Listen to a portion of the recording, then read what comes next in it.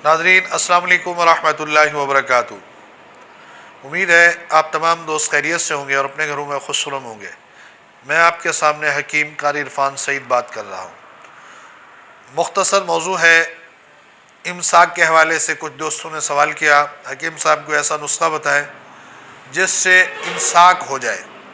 तो आप तमाम दोस्तों को बताता चलूँ, रोग़न ज़ैतून आपके पास 25 ग्राम हो, उसमें रोग़न आकर करा 25 ग्राम, दोनों को मिक्स कर लें। इनको आप मिक्स करके 10 कतरे दूध में सुबह शाम इस्तेमाल करें। इंशाअल्लाह इससे इमसाक पैदा होगा। और इसी रोग़न ज़ैतून और आकर करा को नफ्स की मालिश करें तो इससे नफ्स के अंदर सख्ती भी होगी। इमसाक में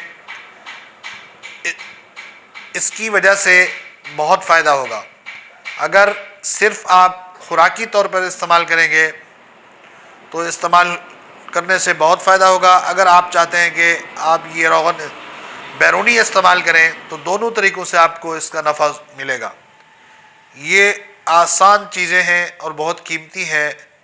अकर करे का खालिस तेल निकलवा कर और उसके साथ साथ आप रोग़न ज़ैतून शामिल कर दें। ये दोनों चीज़ें जब शामिल हो जाएंगी इंशाअल्लाह 10 कतरे सुबह शाम आप इस्तेमाल करें, बेहतरीन टाइमिंग होगी और सख्ती भी होगी।